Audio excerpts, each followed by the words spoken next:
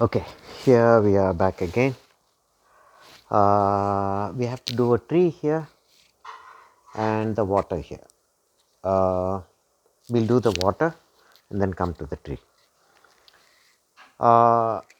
In the reflection, the dark areas, especially on water, when there is a reflection, the dark areas seem to be slightly lighter than that, and the light areas seem to be slightly darker than that, meaning a percentage of the value will be lost. Okay. So, that we have to remember, and we also have to remember that we are going to be losing the depth that we give when the color dries. Whatever we paint is going to become lighter as it dries. Okay. These two, if we remember, things will be much easier for us to control. Okay. So, I am going to start with dark reflections in many areas. So, what we usually do is we go to the edge of the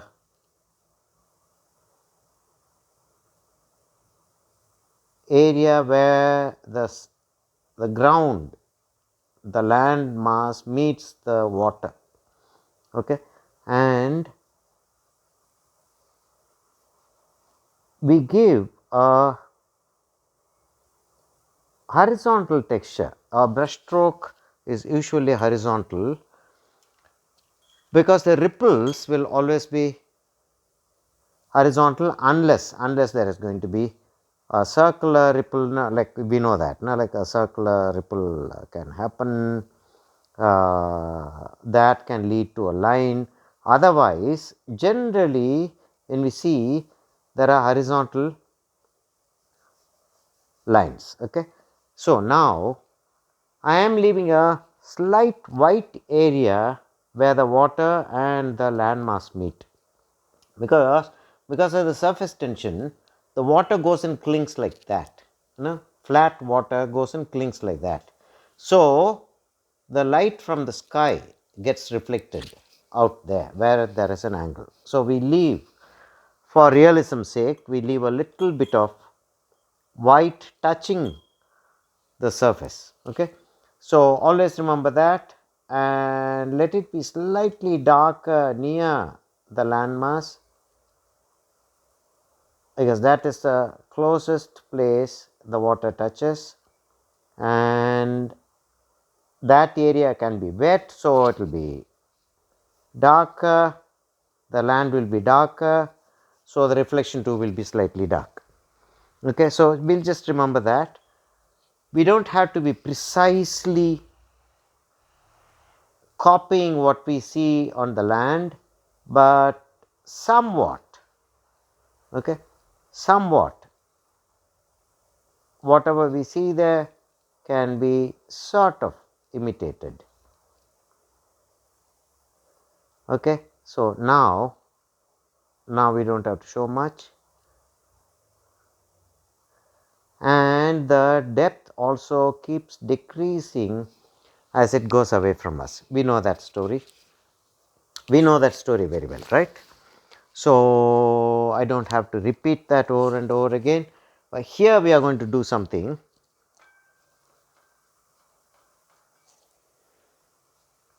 Probably that part will be darker. So, all my strokes are horizontal. Okay. The paper has a texture, so I am using the side of the brush to get the paper texture, so that a glitter effect is arrived at.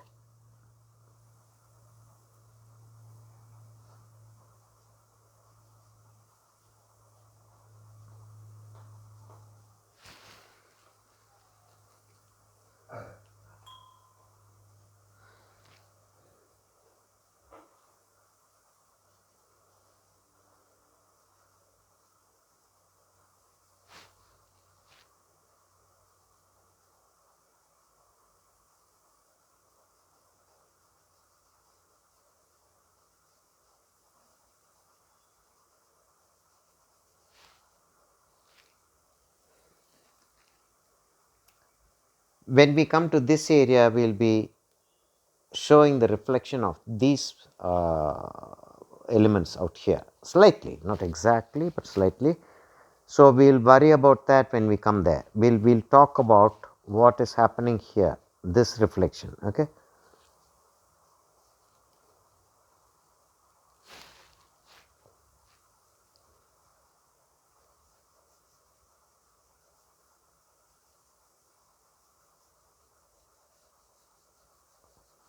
The rare occasion when we use the brush against the bristles, that is,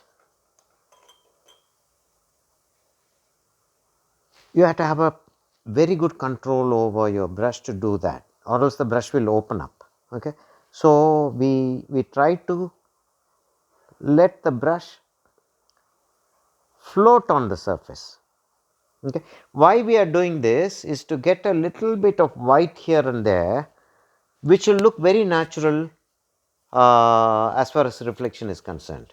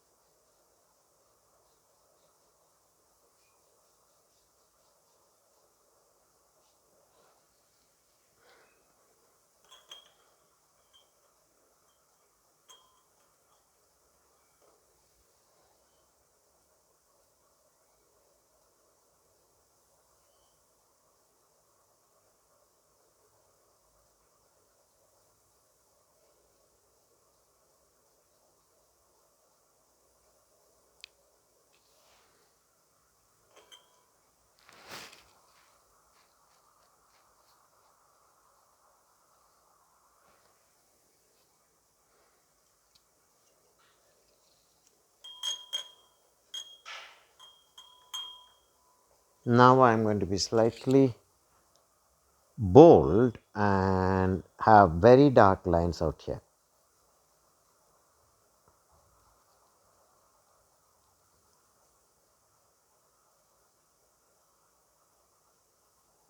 So, that the contrast becomes higher and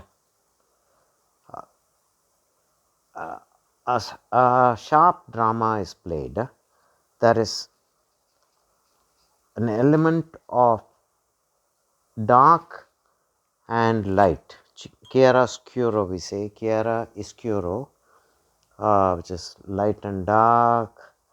It's a Latin word that the Italian, the Roman, Venetian, Renaissance people used. Especially Leonardo da Vinci started using that a lot. Chiaro oscuro.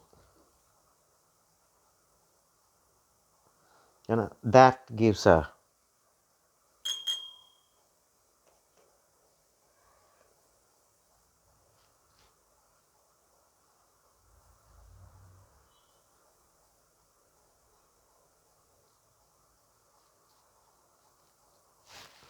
okay, and we will make it slightly lighter here and bluer. Okay, maybe I can take a bigger brush, but I'll have to be careful.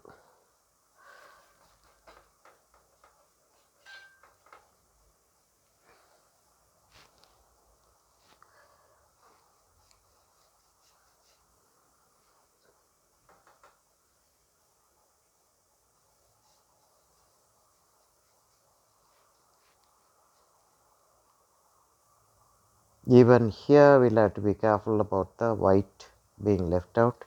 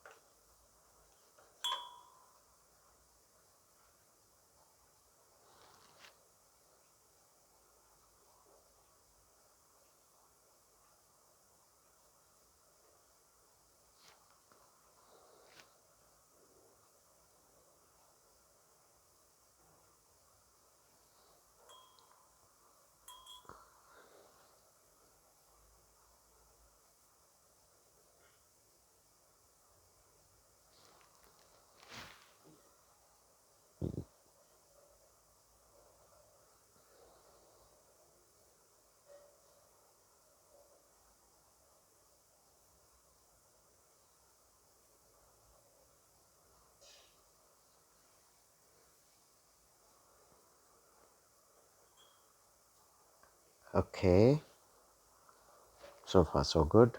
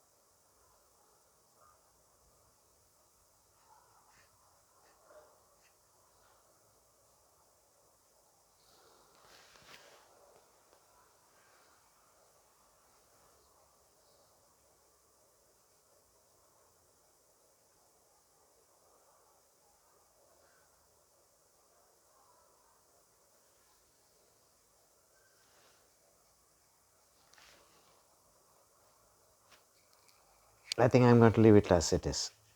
That area can be white, not that much, but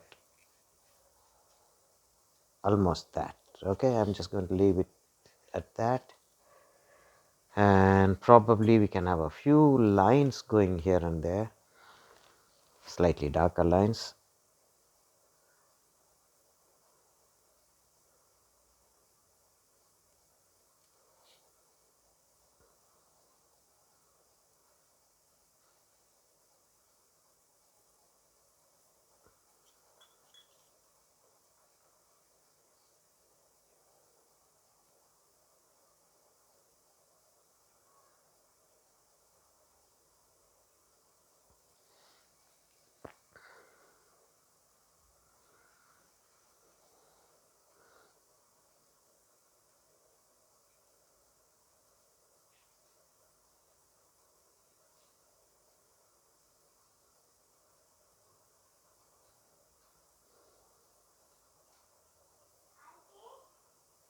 வந்துட்டாப்ல இன்னைக்கு இல்லைன்னு சொல்லணும்ல